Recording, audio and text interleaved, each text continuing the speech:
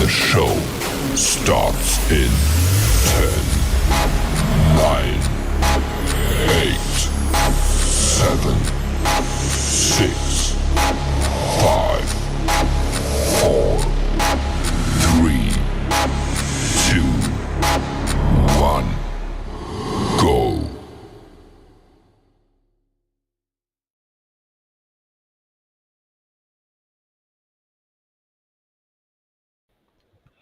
Well, hello, hello, hello. I want to welcome you guys to another episode of the Crew Podcast. Of course, I am the visionary, Queen Angela, and I want to welcome you guys back to the Crew Podcast.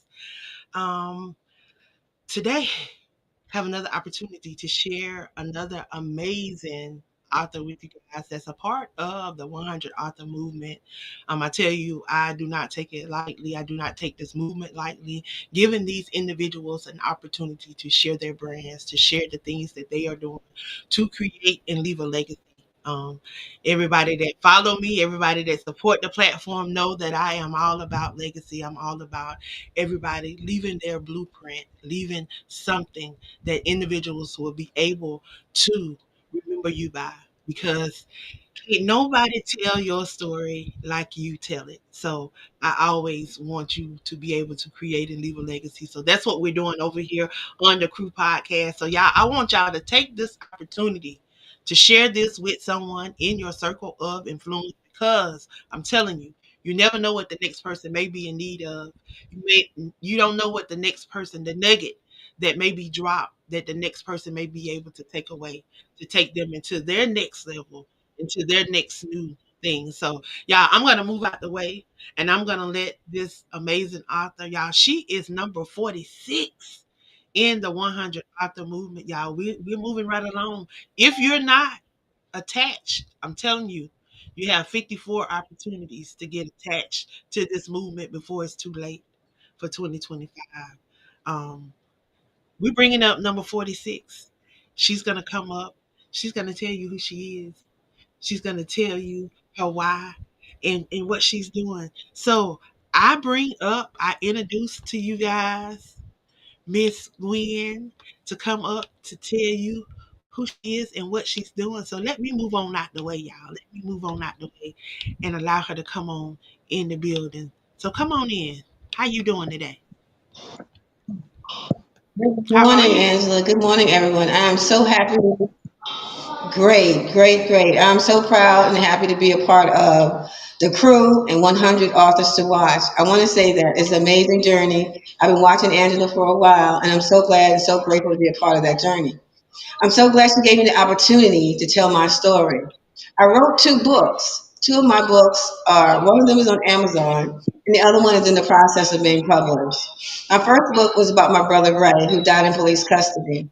It's a strange story, but it all happened to tie into book number two, which has the infrasound magnetic waves that Obama called Havana syndrome when he went to Cuba.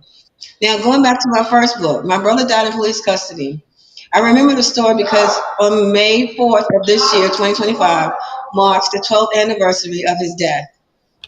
We made CNN, we were on MSNBC, we made Associated Press and all the local newspapers and local stories, news reports to talk about my brother because his story was so shocking. And what made his story so shocking is that he called 911 three times. They couldn't find his hotel.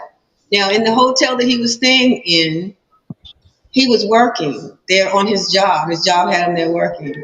So he called 911 because he wasn't feeling well. He did a little drinking, a little cocaine, which is 0.001 ounces of cocaine in the system, which even the lawyers and the pathologist said that it's not enough more than a 4 ounce glass of wine. But they try to make it seem as that when he called 911, he needed mental evaluation. So they would take him to the hospital for a mental evaluation, and they asked him if he could be handcuffed. So not only did he call 911 three times, but they asked him if he could be handcuffed. So he was. He agreed to it. So he got paranoia because of the Havana Center frequency. He got to the hospital, and then he broke out of the car and he ran to the sliding glass doors. And when he ran to the sliding glass doors, they wouldn't open, and he fell back and he hit his head, and they started tasing him over 20 times. Now, there's a beautiful video, which I call beautiful because it catches the evidence of what really happened to him on YouTube. And I tell people, if you really want to know what really, really happened to my brother, go onto YouTube and look up Linwood Lambert. His name is spelled Linwood Lambert, Lambert, and you can see different videos of me on there, with him on there, and definitely his video in Halifax, South Boston. But that's not only it. He also was a part of the Three Strikes You're Out with Clinton, which is in my chapter, Anthony Big Mace Mason, who I dated from the New York Knicks for 2.5, about 2 years, and we dated. So my book is amazing. I think that if you get onto it, you'll know that it leads to everything from knowing about the assassination of President Barack Obama and Michelle Obama on January 21st of 2013 to the death of my brother in 2013 on May 4th, on how that we got caught into a matrix. But then writing my second book about the frequency, which I hear all the cricket sounds in my ears and everything the military people said that they hear, but I don't get any benefits from it because I'm not part of the military. But I lived in that area in Northern Virginia, so they have the magnetic frequency on me constantly. And my tongue gets stuck to the top of my mouth because the frequency is pulling to the top of my head. That's why my hair is short, because my hair falls out, so I have to cut my hair off. But thank God that He gave me curls, so I got natural curls. I have natural wavy hair, even though you can't see it because of how low it is. But I love it, and I get lots of compliments. So getting back to my brother's story, so he died at the hospital. And that's what made his story so shocking, is that he called 911 to be taken to the hospital, and they handcuffed him, then they shackled him while he was on the ground. Then on top of that, they lied and said that he was grabbing for their guns. He was grabbing for their taser. He was biting them. He was on the ground with taser prongs in his chest, shackled by his feet and by his hands. And then he finally said, okay, I had 0.001 of cocaine in my system.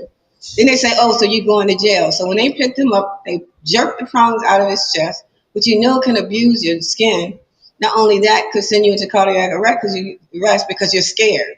So they put him in the back of the car, and from with the Commonwealth attorney, who was a special prosecutor on this case, we even had to get a special prosecutor on the case because we felt that we weren't going to get the justice that we need, and they took too long to give us the video. They took almost 2 years and 3 lawyers to get us the video of the hospital and the squad car. And I've been asking for 2 years for it. It wasn't until I hired lawyers who happened to be one of President Obama's best friends who got us our attorneys for my brother's case. And that's how I ended up on CNN. That's how I got this platform. This is how I got this movement to not only that, my book is called When Shall the Bow Break? So When Shall the Bow Break is about breaking the laws against police brutality, which I know there's a bigger picture, but I have to address what's in front of me because a lot of people don't know how the frequency works. So it's about when shall the bow break? It's breaking the laws against Black people, that like civil rights laws, as well as breaking police obsessive force, police brutality, workforce discrimination, housing discrimination. It's like, when is that bow going to break? The thought came into my head about the book. It's not about a nursery rhyme, but that's what the poem comes from, a nursery rhyme. That's what the title comes from, I mean. But the title is not just about, it's not about the nursery rhyme. It's about when are we finally going to get some relief from all of this racial prejudice, bias, killings, discrimination, racism. When? So my movement is to be a part of the crew as well as the 100 Authors to Watch. Because when I write about the frequency in my second book, which is called Hidden in Plain Sight, Hidden in Plain Sight talks about how the frequency is on our communities, Martin Luther King boulevards, Malcolm X boulevards and streets, and certain ghettos and certain hoods, especially in Chicago, where you see mostly a lot of shootings and things like that that's going on. You can see a lot of the frequency being used there, especially in places like Baltimore and New York City and certain places down in the country. I know for a fact because I can see and tell who's being more affected by it, who's not being more affected by it. It's like someone said to me, "We don't have a leader." Well, I'm leading now with my books, Where Shall the Bow Break? I tell people to buy my book from me because it has more pictures in there, it has evidence in there. And the most peculiar thing about my second book, about the frequency called Havana, that Biden signed into law in 2021, that I can't benefit from because I wasn't in the military or in the embassy or in Cuba is that I can tell my story. I can tell my brother's story. And it leads all back to the country on how they use this to make it seem like they want to drive people crazy for their own purposes. But I'm so glad that, Angela, I'm so glad you gave me this platform. Wow. You you just really don't understand that you really just touched on a lot of stuff that a lot of people probably have been questioning, have been wondering, and just didn't think nobody wanted to hear, or Yeah. that nobody even care, because that's what it seemed like sometimes. Um, Yes. but you touched on a lot of stuff. Wow, your story is amazing. I'm grateful for the opportunity to just allow you to be able to share. Um, Thank I can only imagine. We're in a month right now that they recognize national mental health. Um, and to hear that your brother called because um, he needed help. He wanted help, and he recognized that he wanted help and needed help, you. and yet Yeah. Yeah. they failed him. And that's the issue that a lot of us have as black and brown people, and just let the truth be told. And we see it every day, and it's becoming prevalent. Like you say, when will the bow break? When will it stop? When will enough be enough? Yes. You look at a lot of the police brutality, and even the closing down of the housing facilities, and then you look and you see what comes up in those areas, and how they are just taking different things out of the area and replacing it with different things, and you no longer see us there, but you see everybody but us in there. And I Exactly. see it. We're getting ready to head to Chicago in June. um a lot of the places that you mentioned are a lot of the places where a lot of us have lived for years, and then yet we've been ran off, and everything Yes. has been taken from us. We see it happening in Philadelphia, but a lot of them are standing up, and they're not taking it. They refuse to allow them to come in and take over their property and to take over their Right. space. But it's happening. Exactly. And Exactly. until we have more people like you, you know, a lot of people need to hear your book. They need to hear and see the videos that you have out. So how can they follow you to be able to reach out to you personally to get that book and to Yes. support your videos, your movement, and all of the things that you have going on? How can they support immediately right now? Okay. What I can say to people that I do have a telephone number. I can't even say it. I do speaking engagements. Call me. My number is 804-687-0451. That's my cell number. You can call me basically anytime. I would say certain hours. It might be too late, but if it's an emergency or something like that and you need to get in contact with me, feel free to call me. You can also reach me on my email address. I have two, windshelterbowerbreak@gmail.com. And my personal email address is gwendolyn035@gmail.com. And I want to say I do speaking engagements. I want to give a shout out really quick to Howard University because my first book was so good they wanted me to come out and speak during Black History Month to talk about police brutality to the kids. I didn't get a chance to because they're still working on the library and they're still working on, and I had a book in the library too. So I give out my books to all HBCUs so that the kids can read my book, and maybe one day somebody have me come out and speak so I can tell my brother's real story. But that's how you can reach me. And if you reach me, I can get you a book. You send me your cash, and I can you can cash app it to me, and I can mail you a book. I do that now. I mail people their books, and I'll be so grateful to share Ray's story. It's very shocking. I'm back on the scene now, and that's why I reached out to the crew. and Angela and 100 authors to watch because I know my book is a story that needs to be told. Definitely, definitely is because we see a lot of what you're talking about going on, and we see a lot of people not doing anything, just watching. And I tell people all the time, if you see something, do something about it. If you want Yeah, change, you have to be that change. We can't yeah. sit and want change and think change is gonna just fall out the sky, because nothing new is falling out the sky. Everything we need is in us. So we have to get those things out here and get these things in the hands of those that they need to be in. So I'm grateful that you are a part of the 100 author movement. Um, so we are going to be Can I say one more having, thing? yes, Two you things. look, we got plenty of time. We got plenty of time left. It ain't time Okay. for us to win yet. We good. So go Okay. ahead. Okay. My name is Gwen Smalls. You can follow me on Facebook. It's GWEN Smalls, SMALLS, like Biggie Smalls. And my Cash App number is dollar sign capital G Smalls with the number 7.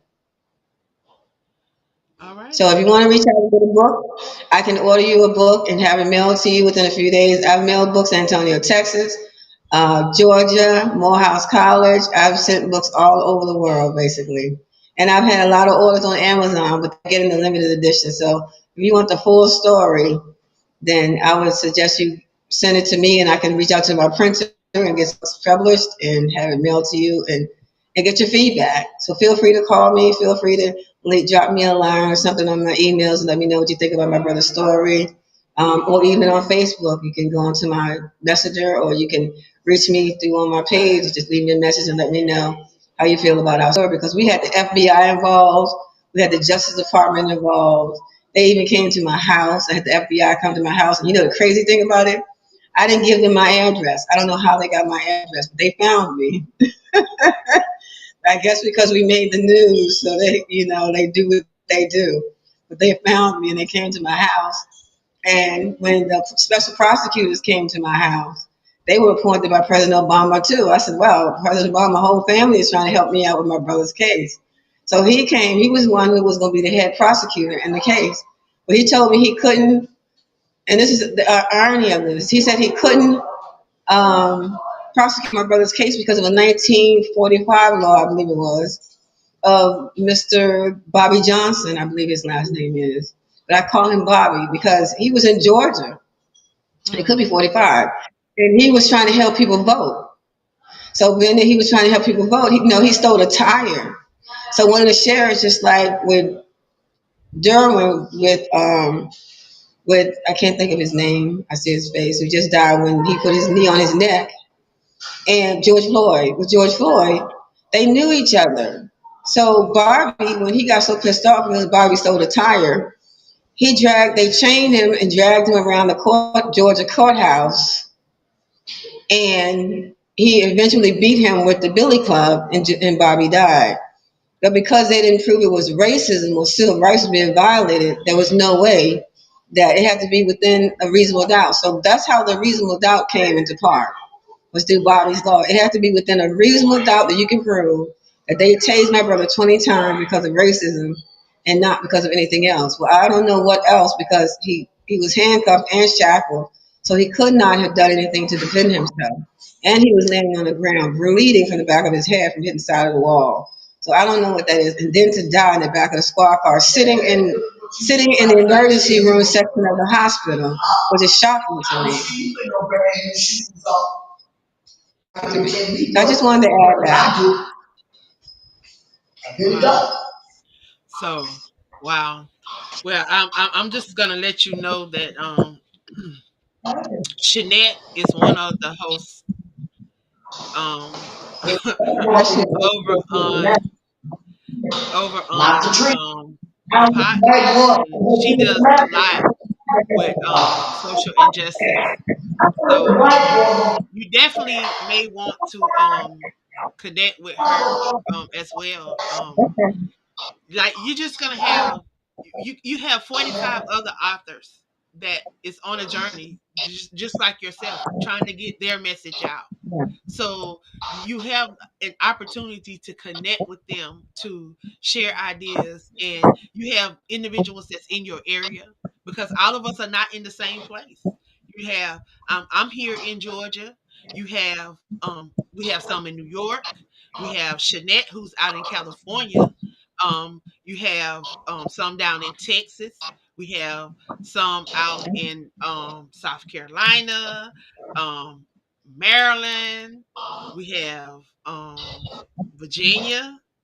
Yeah, we have Virginia. We have a couple people from Okay. Virginia. We have a couple people from Virginia. We have the DMV area together, all that wrapped up together. We have Indiana. We Yeah. have well, we got we got the US sold up. We out here trying to make a difference. We're out here trying to get we all have a message. You know, we've all been given a message. We've all been given a task to do something. We've all been tasked to make a difference. You know, it's not by chance. You know, we sometimes question That's so why sweet. things happen to us, but it's not by chance that a lot of the things that happen to us. They we are catching up with our destiny, that thing that we are are supposed to do. You know, somebody got to go through it. So why not? Why not us? And through us Yeah. going through it, we're able to share with other people. So we may not understand it in going through it, but when we get through it, we're able to help other people that may need assistance like Yes. we did, because we got to understand that the Bible didn't write itself.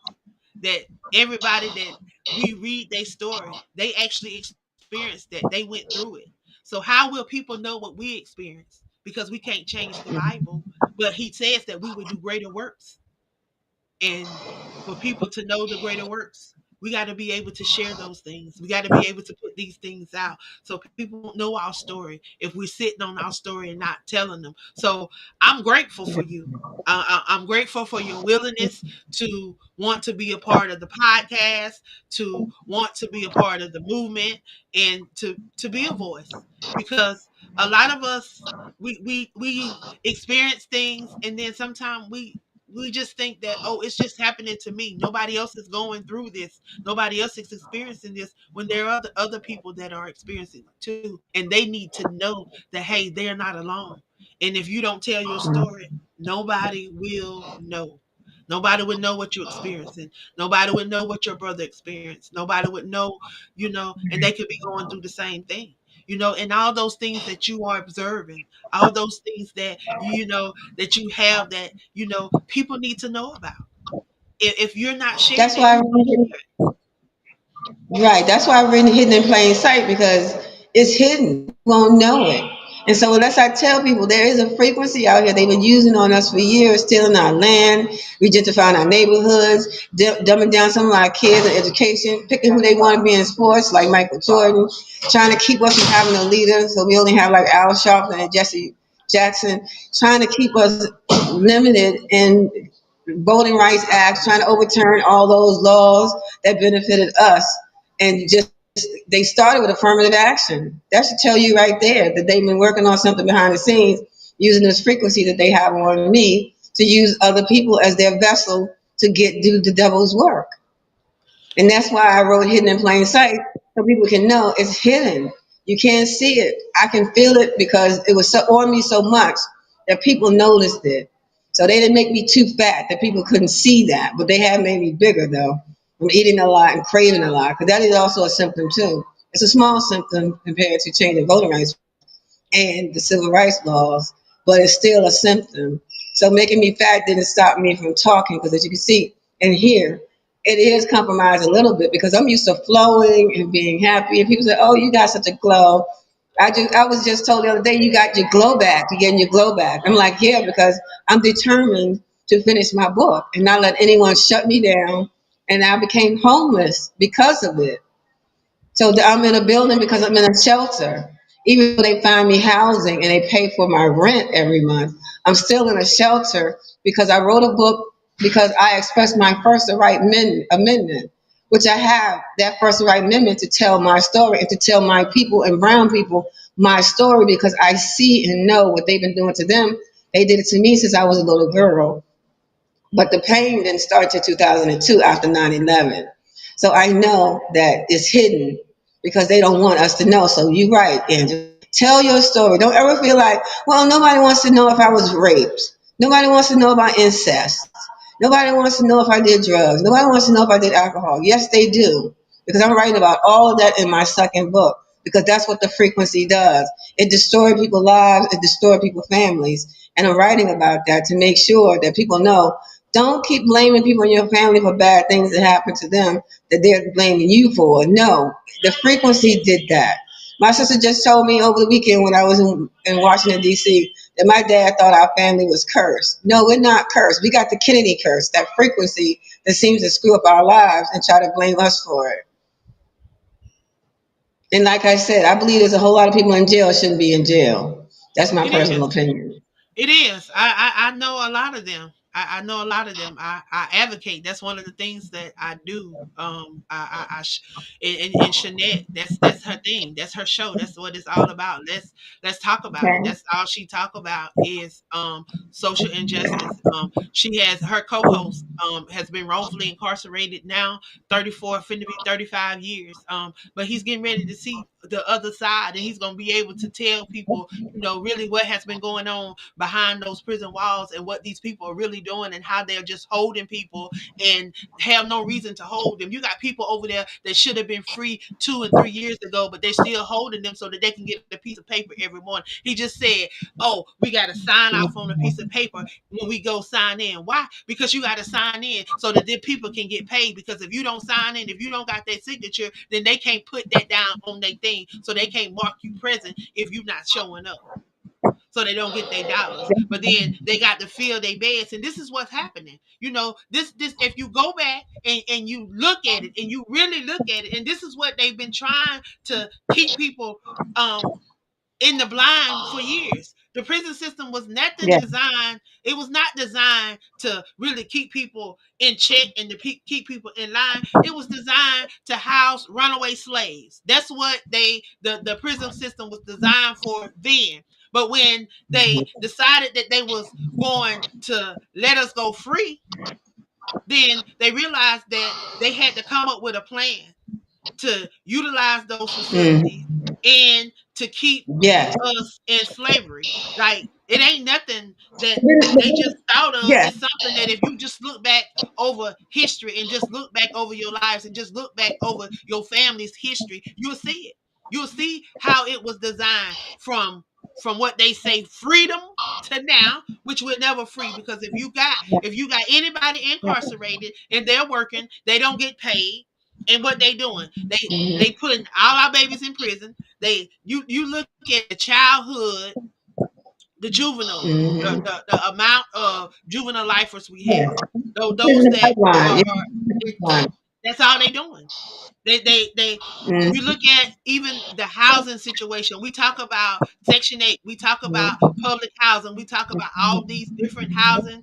Okay, okay, they did away with it, fine. But why did y'all start it in the beginning? Y'all started it in the beginning to separate the family, because the first thing they do is say, "Oh, no man can't stay there. If we gonna give you housing, can't no man stay there." How you gonna tell me my kid's father can't stay there? If we married, why my husband can't be here? You started There's this. like a So then you system. want to Right. blame it on the family. You want to blame it on our generation. No, it was not our fault. Kings, we love y'all. No, kings, society have failed y'all. They did that. They broke the homes up. They separated. They introduced welfare. They introduced wit. They introduced all this stuff that they knew that we were going to be dependent on. They wanted us to be dependent on everything but the one that created us and the one that he gave us head of, that's supposed to be head of the house. The man's supposed to be head of the house.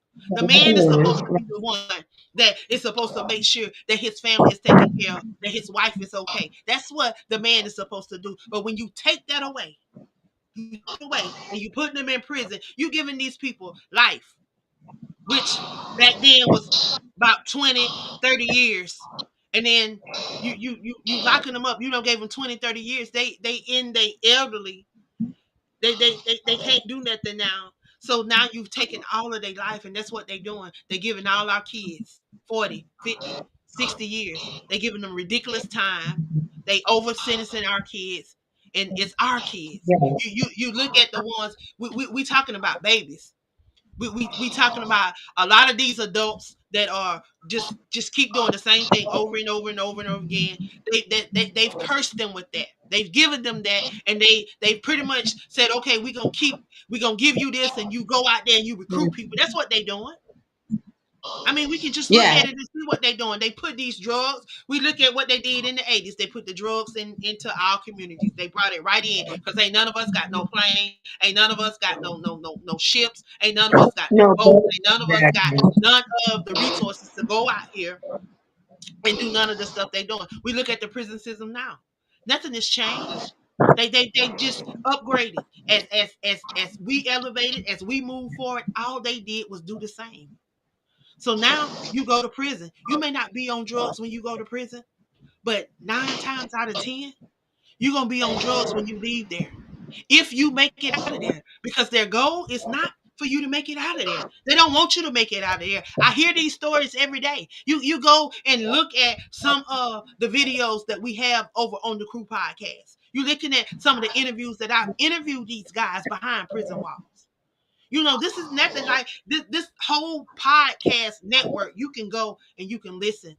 What you just said today, it's just a tad bit of what has been happening over these last 3 years through this podcast. Exactly, And exactly. We only know, Angela. We could only know what they really been doing with this frequency for years and years and years. Like you said, even though they have I their token different color people in jail, the still main focus is us. Because if you look at anything, even from healthcare, if you look at healthcare, we're the ones who are predominantly with high blood pressure, diabetes, all those illnesses, strokes, we than look at anybody else. Same thing everything. that- Everything. I Everything. mean, They everything. need Even talk, we go back and we even think about the AIDS epidemic and how did this really get out here? But then now you listen to these people talk about how they was putting stuff in water, how they was putting stuff in this and this and this and this and this and this. Like it make you wonder. Like it really make you wonder. Yeah, Like a lot of the stuff that has really taken place in society, yeah, it would have you yeah. really wonder what we have been a part of, and you I know believe that. really what are we doing, how are we making a difference, and what are we going to do to make a difference, because you look at Right. all So the it's almost illnesses, to say, you look at all the it's almost illnesses, to you look say, at all these people with these different illnesses and all these different diseases, like it's sickening. Go ahead. yeah, it's like they're trying to tell us one thing and they're doing another. It's like they don't tell the right, what is it? You don't tell your left hand what your right hand is doing. That's what they're doing. So while they're using the frequency to make us sick, they're busy making all these commercials and vaccines and medications and having us come out and test on it in public. So they give you all these medicines. So they give you pills to make you better, and then you have to give you pills to make you feel better from the pills they gave you that made you sick. I know Like someone that was taking 17 pills a day, really, 17, like on a 17. do we really look at the commercials? Do we listen to the commercials? Because if we look at the commercials and listen to the commercials, we would hear all these different side effects. And I'm listening to this stuff, and I'm like, really, okay, if I'm listening to all of these side effects and I'm hearing all of this stuff that this could do to me, then why would I even want what it might be able to help me to be able to do if it could cause all of this stuff?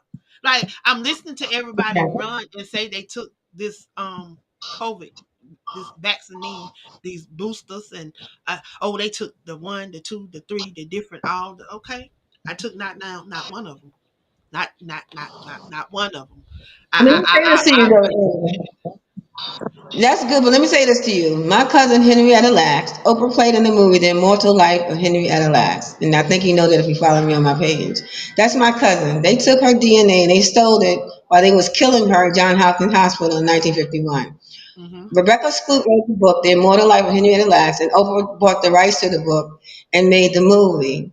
I tell people look it up. It's Henrietta, Henrietta Lacks, Lacks, Immortal Life. Now they stole it, but they put it in monkeypox, HIV drugs, cancer drugs, all over the polio. I'm like, I was a little girl getting polio vaccine to go to school, and I didn't know they was putting a little piece of my DNA in it. A little piece. I tell people, it's a little tiny piece, but it makes sense because that's my family. That's my cousin. I would be a little piece. And they sent it to the moon in 1964. They tested it out on bombs. So they make these vaccines. They was even trying to make a vaccine for the astronauts in case they go out into space and get sick, that they can have a vaccine using her DNA. They don't want people to know that she's black. So that's why me and my cousin out on our stomping grounds. We made it a holiday in the state of Virginia every October 3rd, every October 4th, because that's the day that she died. So I want to invite everyone out to her black tie dinner party at Virginia Union University, which is a HBCU, which we're supporting because we're losing our HBCUs in our education system as they overturn the affirmative action. So I want to say that we are so. You were saying you can get the vaccine, and that's okay. I'm proud to be a part of all of that. That I'm a part of that vaccine through my DNA. But I understand how you feel because you don't know what else they're putting in it. Yeah, because they put too much in there, and then you look at some of the different things that they are putting in there that they don't tell us. Like I like with all the medicine, if you got side effect for this, like you got people that's got different things. I listen to my friend and Cheryl. She's on here right now. Cheryl has she's had cancer. She has lupus, and then in having both of those, she has had to take all different types of medication. And one medication may lead to this, one medication may lead to this, and then you got different side effects and different things that counteract with different things. So I'm like, we just they really don't know what works. They really don't know. Everything is a practice. If we really look at their license, we really look at the things that hang on their walls, it tells you exactly what they have the right to do. They're practicing. They really don't know. So if they can practice, I can practice too. I can practice with natural things. I can practice with some of these things that I can read up on too. So that's the route that I choose. But I don't knock nobody for nothing that they do, and I ain't gonna say what it is because I don't want them to take the video down because they will do that. But I don't knock nobody Yeah, for taking care of what you need to take care of physically and taking care of you. But you exactly. know, we got to look for other routes and other ways in test things. We got to be willing to step out in the water and look at other things and look at other routes. So that's what we're doing over here. Uh, I believe in connecting. I believe in collaborating. I believe in creating and community building. So we are a community over here at the 100 Author Movement. We have people from all walks of life. You have some professors. We have some professors right here amongst us. We have one from the University of the Virgin Islands. Her name is Dr. Chen. She is a holistic doctor as well. She does a lot. She travels around the world because you may see her in South Carolina one day, and then she may be back over there in Puerto Rico or the Virgin Islands or over in Dubai, or you may see her in Africa. But she is also one of the hosts over here on the network. She has a show called Ask Speaks. So she brings people on and they share. She's on the first and third Thursday of the month. Yeah, we have a variety of people that's a part of the 100 Author Movement. I can say most of the hosts here on the network, y'all, we authors. We believe in sharing our story. We believe in getting out there and getting that message out there and being a part of the change. One of our motto is being the change that we desire to see. We believe that change starts and ends with us. What will your legacy be? What would you leave? My cousin is Chris Paul, but who he Chris Paul ain't doing that for me. Shout out Chris Paul. Um, but what would my legacy be? He got his own legacy. He got kids. He has a wife. He has a family. So he's building his legacy. So what will Angela's legacy be? My nephew, but they all got a legacy. They twins, but They two separate entities, and they got to build their own legacy. One is building his. He's the first fire chief. Shout out to Quintarius. He's a new fire chief in Belton, South Carolina, in Greenville, South Carolina, Oh wow. Greenwood, Greenville area. He is one of the youngest fire chiefs for that fire department, and he's the first black fire chief at that fire department. So shout out to my nephew, y'all. Yeah, that come from my blood. That came from my bloodline, and he is active in his community. He's out there, teaching these young babies about fire and about fire prevention, and letting them know that yes, you can. My baby's only 27 years old, and he's doing it. He decided before he graduated high school that this is what he wanted to do. I remember when he came to my dad's house. And I remember him walking. He got on his feet, he put his shoes on, and he walked up the street to the fire department. And he went up, I don't know what he told them people, but he went up there and he came back. He had one of their walkie talkies and he had one of their neon shirts. And he put that shirt on and he said, I'm going back up there. And he come up there every weekend to my dad's house. And he did that. And y'all, my nephew's doing his thing now. Y'all can do it if y'all want to. But there's a will, there's a way. If you Amen. want I to, want you to say, can. So get yeah, out I want to here say that. and share your stories. Don't sit down on your stories, y'all. We all got gifts and talents. And he said that he will make room for you. He said he will put you in front of great men and women. So y'all get before great men and women. Go ahead, sweetheart. Yes, I want to say thank you again. I do have to go. I have an appointment, but I want to say thank you for allowing me this opportunity. It's just an amazing opportunity to get out and tell my brother's story and my story hidden in plain sight because people will not believe that we got the U.S. government doing crooked things that they've been doing since the Cold War to their Oh own yeah. American citizens. And yes, they want us to defend them in every war that they create. So I want to say thank you, Angela. Thank you to everyone who supported my podcast. Thank you to everyone who supported my books, my story. And I love you guys so very much. Well, thank you, thank you, thank you. And I pray that you have a great day. And I want Thank to thank you you. guys for joining me on today. I pray that you guys were blessed by something that was shared on today. And if you would, know that she is a part of the 100 author movement. She's going to be joining us here on the podcast as well. So be looking forward to that. She's going to be taking up the Wednesday spot that we have on second and fourth Wednesdays at 8 p.m. So we look forward to being able to be a vessel to share. So make sure y'all tune in. Make sure that y'all go over and follow. If you're not following us, y'all, please make sure that you are following us. We are on YouTube. We're on Twitch, y'all. We're on most platforms that you can hear a podcast. U42, Spotify, iHeartRadio. Y'all can even hear us on your Alexa. So it's really no excuse for not being able to get this amazing information and being able to take yourselves to the next level. So I encourage you guys to go over, follow us, and check out some of these amazing authors that's a part of this movement. Again, I am the visionary of this platform. I am affectionately known as the queen of collaboration across these platforms, y'all. Y'all can find me anywhere. All you got to do is Google Queen of Collaboration Angela Thomas Smith, and I promise you, I'll pop up somewhere. It may be some stuff you may not want to see, but hey, it's me. I don't hide nothing. I don't keep nothing from the public. I am who I am. But every day I strive to be the best version of myself that I can be. I only want you to know that you didn't get dropped out the sky, that you got a purpose, y'all. I love y'all, and I pray that your day is blessed. Y'all have a great one.